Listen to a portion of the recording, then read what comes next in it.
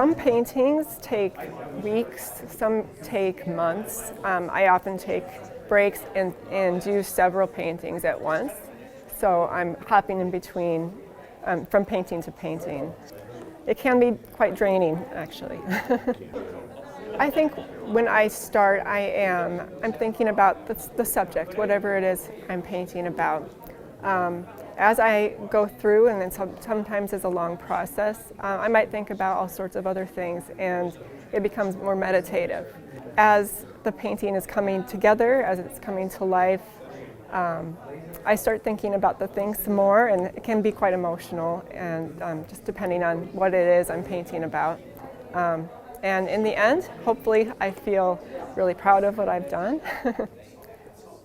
I guess my next dream project, and this will probably change, but I want to integrate more writing into my work and create a whole new series, expanding on some of the themes that I've been painting about, but include some writing alongside.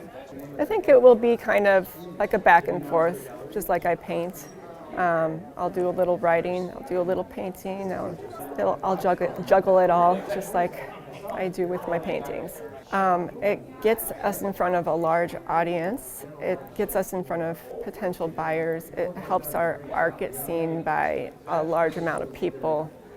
And being on TV, that's huge too. And so I'm going to reach so many more people that way. So I think that's very important.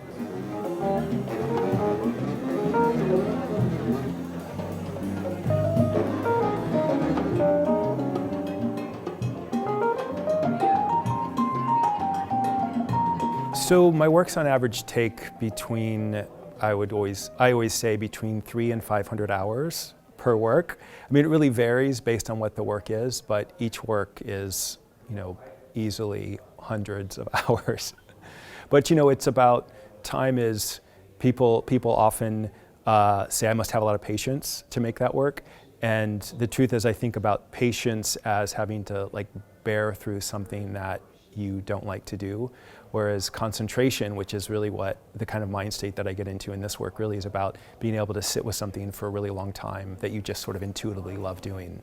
Yeah, so the shapes in this show, the pictorial works have, their hands and their eyes and circles and teardrops, and these are kind of iconic shapes that have appeared in kind of human imagery for, since we've been making it.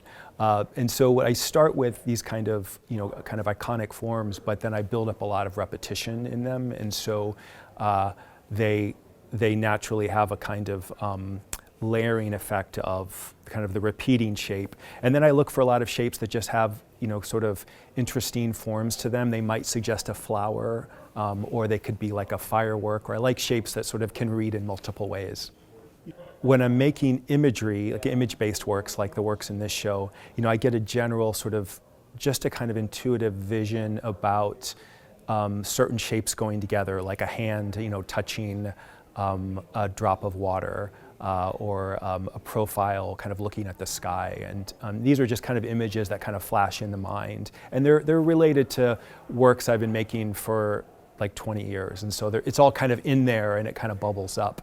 But when I sit down to actually make the works concrete, I really do think about the relationship, the sort of the shapes, like what they mean and represent, but then it gets down to kind of like the concrete experience of making it, right? And wanting it to have some like physical depth and dimension. So it really gives the viewer like tactily as an object, something to really explore with their eyes. It's interesting because, the paperworks are very labor intensive, right? They take hours and hours, hundreds of hours to make, and it's all done by hand. But the metalworks, I draw them digitally. I just create vector files, and then I send them to a fabricator who cuts them out of metal for me. And then that gets transported to another company that powder coat them, that paint them, and then I just pick them up. So it's a very different kind of experience because, physically those works are so heavy and they require so much more kind of like management in terms of space and movement. But the effort that goes into them is very different from the paperworks. when you're working with paper, you only have a few kind of constituent components to play with. You have the shape of the piece of paper, you have the edge, and you have the surface. And so, you have to really, those are the three main areas that you can explore. And so I'd been using colored surfaces working with colored paper for a while, and I just thought there was a kind of interesting transition into working with the metallic coated paper. So that was my first experience trying more reflective surfaces. And then when I started thinking about the metallic works, I really wanted them to have a relationship visually to the paper-based work.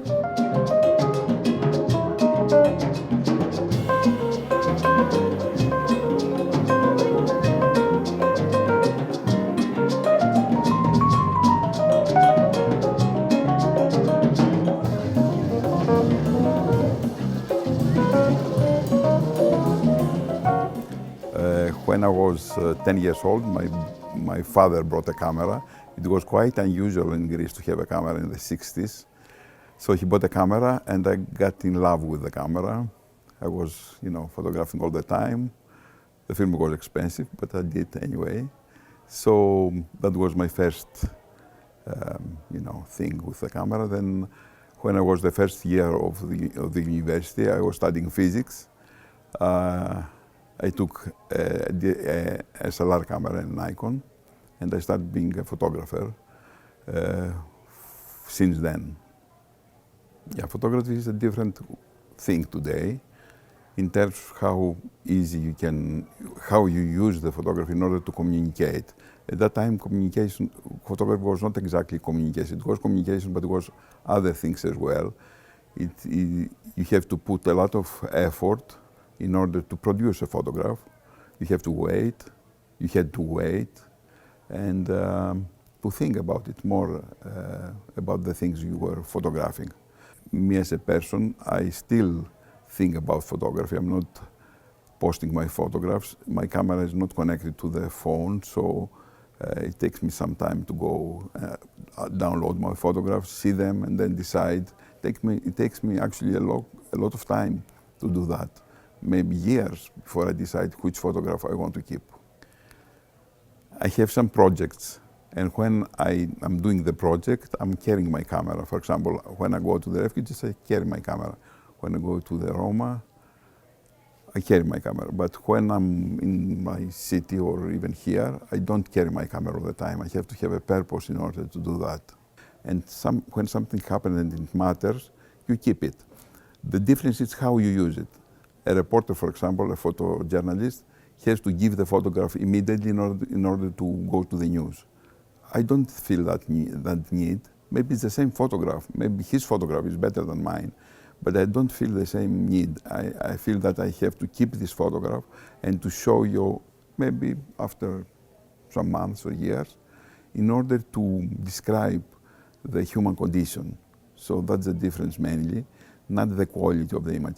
And of course there are photojournalists, they are artists, and there are artists that are not good artists at all. I mean, that's the truth.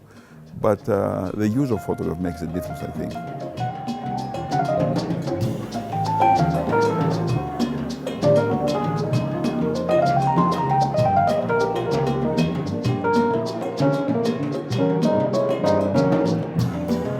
I think that, I think scientists naturally have kind of an imaginative kind of approach to thinking about their research. And there's a very similar sort of source for the sort of process for art making in science. So it doesn't surprise me that, scientists would find some inspiration by having art and feeling and being interested in supporting artists. I think they can go hand in hand, science and art.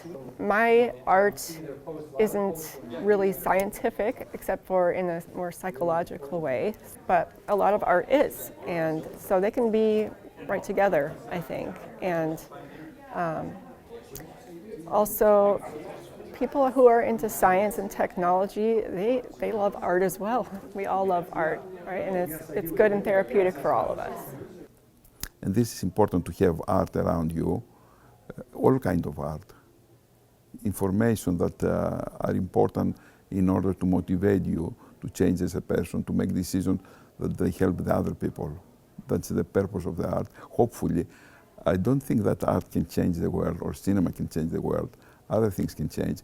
But it helps to elevate the culture, the thoughts, to elevate the persons in order to get better decisions for the other people, and this is important. I think at its core that there are questions that science asks and there are questions that artists asks, and they just the way that we go about answering them are different. But I think at its core there's still a sort of inquiry there and a curiosity about the world.